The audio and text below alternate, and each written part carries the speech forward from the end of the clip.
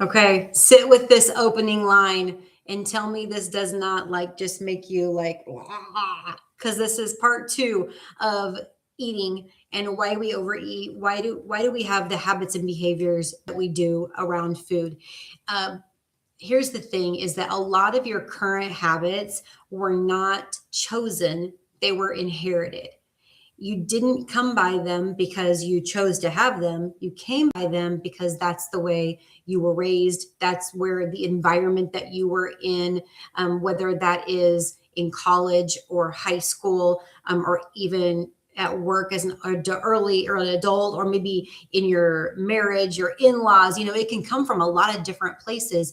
And the thing is that, continuing with our theme of awareness, not judgment, what we want to do is we want to figure out, where did these come from?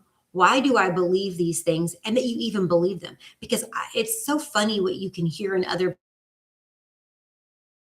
I can hear other people talk about their belief system with food.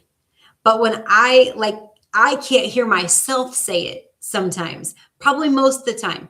Um, so unless you like sit and like, what do I really believe about food?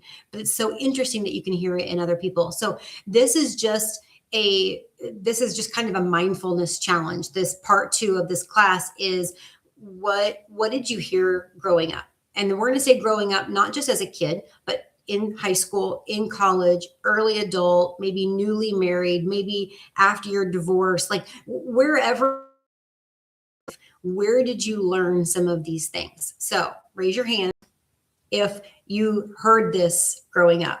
Finish your plate. They're starving people. This is one in my house. They're starving people in Ethiopia that would kill to have what you have. Finish your plate. That usually had to do with vegetables. Still don't like them. By the way, that hasn't changed.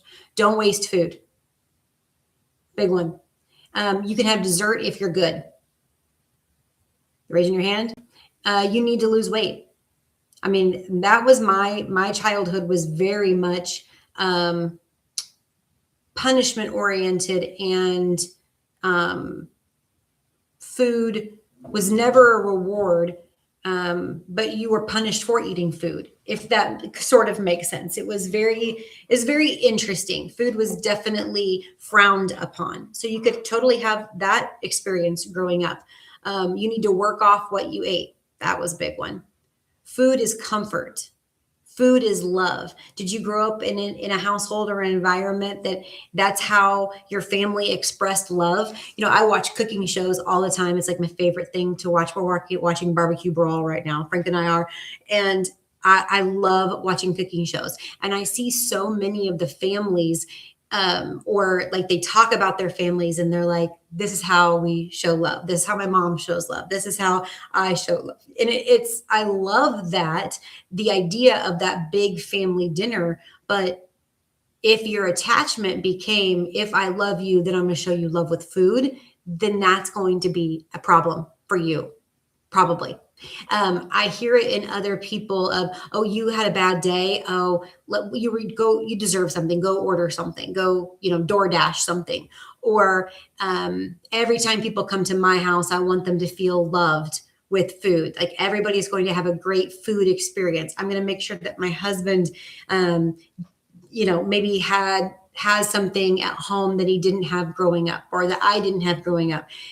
When it becomes an overfunction, then we we can understand why food feels very emotional.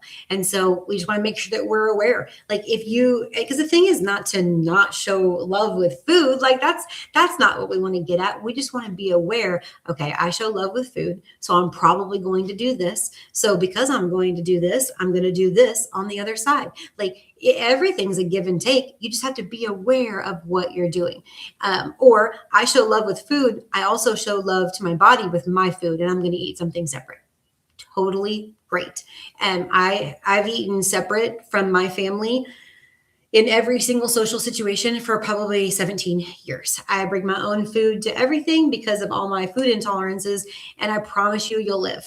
Just so you know, like you are not going to not feel like part of the crowd. I'm so thankful for my husband because he always makes me feel, normal as a part of that. But It's okay to take care of yourself and to with food as well.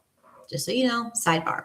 Okay, so how many of these things did you identify with? And we could go probably 100 more of different things that even maybe it was never said, maybe it was just implied, maybe it was the unspoken expectation. One of my friends that we are all good friends, couples, he said to my husband, because my husband Frank always leaves stuff on his plate, always. I don't even care what we're eating, always, and it's like the last little bit. And and so he looked at Frank. He's like, you know what? You always leave stuff on your plate. Why? Like, why do you do that? When I was growing up, we always had to eat every single thing, and I always eat every single thing on my plate every single time. And Frank's like, I don't know. I just don't want it anymore. I'm full. And it was like a light bulb moment of, oh, I could do make a decision based on what I want and need in that moment of following the habits and the patterns that I saw growing up. Yes, you can. Yes, you can. And it's a okay because somebody's watching you right now in the way that you eat. And it's important to be a good role model in things like that. Okay. So, some of this childhood programming, like the clean the plate, like that example that we said, it it stops you from full and to get the physical cues of, oh, I do not need any more. And that's why eating slow is a really like a life hack when it comes to dieting. Eating slow, because then you can, that food sensation, that full trigger will kick in, go, oh, I'm good. But if you always are just cleaning the plate, then you don't have you're not building that muscle of learning how to feel full and learning how to stop. So you might have to learn that as an adult. I think a lot of people have to learn that as an adult. Or the food as a reward situation. You might have to relearn how to celebrate doing something well, getting good grades, or having a bad day. What else can you do to substitute that? I was talking to a girl at the gym this morning, and she was like, I'm gotten back into the cocktails. And I was like, okay, we can't just cut the cocktails. You're going to have to substitute something else in. This is Atomic Habits 101. What can you do that will take the place of the cocktail? Will it be a sparkling lemonade or a sparkling water with a lime squeeze and a cute cup with ice? That totally works. Or is it going to be a walk? That will work also. Like, what's it going to be to substitute the habit? So if you're then you have to substitute it with something else. What is going to be a reward? And if you grew up in the 80s like I did, I mean, every food was always a reward. Pizza Hut for reading. Hello. We didn't get Pizza Hut except if we read. I was a heck of a reader. I wanted that personal pan pizza, right? And maybe you grew up sort of like I did in the environment of exercise as punishment. So we exercise to fix ourselves instead of celebrating ourselves. Wouldn't it be so fun to be able to switch that emotional lie that exercise is about punishment instead of exercise is about honoring and serving your body and strengthening your body, and your body loves to move. Movement is medicine. It loves it. But if you don't know that it loves it because you've never really had to learn to be in tune with it, you'll think that exercise is punishment. And so what we want to do is we want to shift some of those thinking of you don't go to the gym to punish yourself. You go to the gym because you love yourself. Love yourself, and you love your day, and you love your energy, and you love the people around you. That's why I go to the gym, because I love the people that are in my organization. I love my husband. I am my best me when I do that. And because I love them, I go to the gym, because if Heather is good, man, most everything, it can be handled at that point. We have goes down, the whole world goes down. Well, same thing with Superwoman. When Superwoman goes down, that's why you have to take care of yourself and honor yourself, things like that. So we in Power Shift, we're not about perfection, Certainly. We're not about restriction. We're not about the starting again Monday. And so when I say starting again Monday, I use that phrase a lot.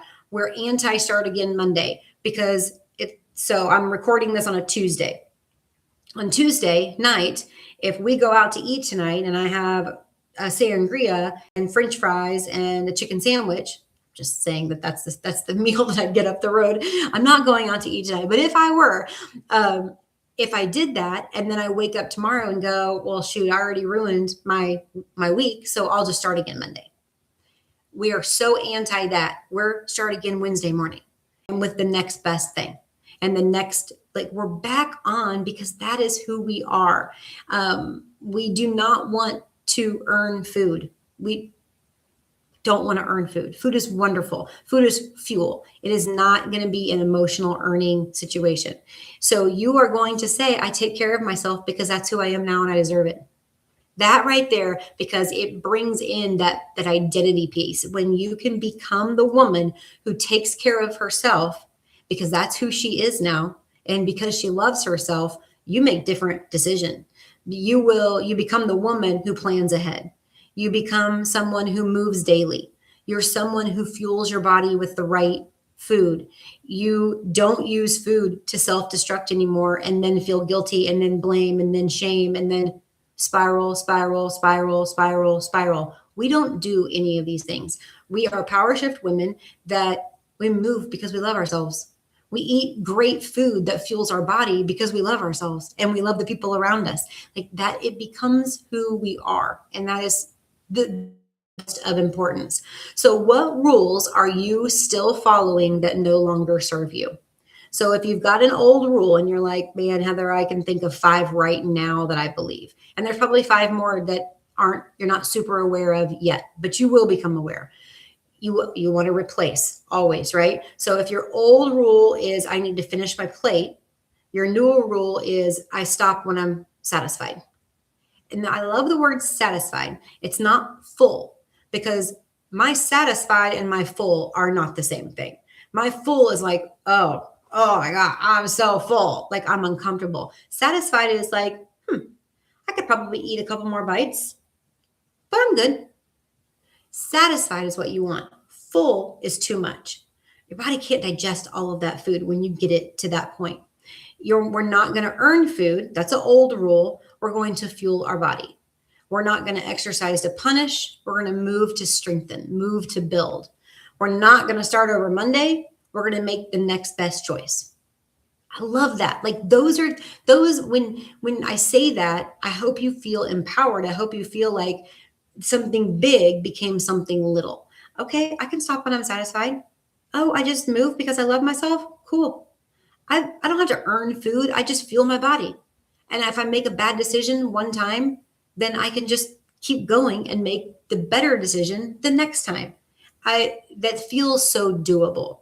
So I want you to know that you're not failing, you're not lazy, you're not undisciplined, you're not any of those things. You are just untangling decades of conditioning. And when you become aware of it, then you can shift. And that is the first shift. I know you can do it. I'm here for you. I'm proud of you.